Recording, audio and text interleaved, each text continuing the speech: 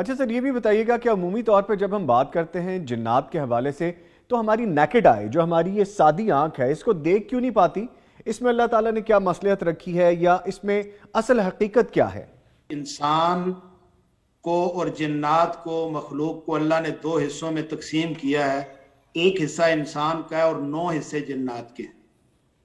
یعنی اگر کسی انسان کا ایک بچہ ہے تو جنات کے 9 بچے ہوں گے۔ یعنی ایک جگہ پر بیٹھے ہوئے اگر ایک انسان ہے تو اسے 9 کے ساتھ ضرب دے دیں، 9 جنات ہوں گے۔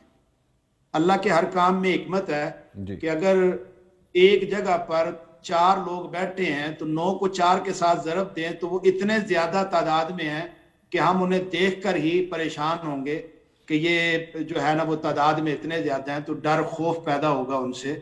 اور ان سے بچنے کے لیے ہماری شریعت نے ہماری رہنمائی دعا کی طرف کی کہ آپ گھر میں آئیں تو دعا پڑھ لیں، اللہ گھر کے جنات سے آپ کو محفوظ کر لے گا۔ واش روم جائیں تو دعا پڑھ لیں، جو وہاں پہ جنات شیاطین ہیں اللہ ان سے محفوظ کر لے گا۔ بازار جائیں، مسجد جائیں، جہاں جہاں جائیں دعا پڑھیں۔ ہمارا ان سے بچنا ہمارے بس کی بات نہیں ہے، لیکن اب دعا پڑھ لیں گے تو اللہ ہمیں ان سے محفوظ کر لے گا۔ تو اچھا دعاؤں کا اہتمام ضروری ہے۔ ٹھیک ہے۔ اچھا سر، ایک چیز اور بھی بتائیے، اسی سے ریلیٹ کر لیتے ہیں کہ جیسا آپ نے بتایا کہ اللہ تعالیٰ کی مصلحت ہے، نہیں دیکھ سکتے، ان کو دیکھ کون سکتا ہے؟ وہ کون صاحب علم ہیں؟ کون سے ایسے لوگ ہیں جو ان کو دیکھ سکتے ہیں؟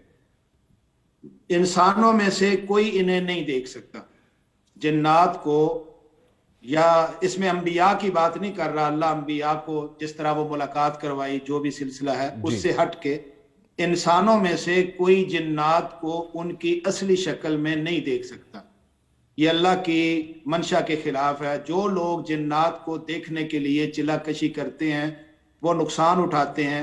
اس کا نقصان کیا ہوتا ہے کہ آپ نے دیکھا ہوگا کہ، اور ہمارے اس علاج میں جس انسان کو جن نظر آتے ہیں اصلی شکل میں، وہ ہمارا مریض ہوتا ہے۔ اور آپ نے دیکھا ہوگا کہ 10 20 سال 15 سال پیچھے چلے جائیں تو جس انسان کو جن پڑتے تھے وہ پتھر مارتا تھا، کپڑے پھاڑتا تھا، بال نوچتا تھا، کیونکہ اسے جن نظر آ رہے ہوتے تھے۔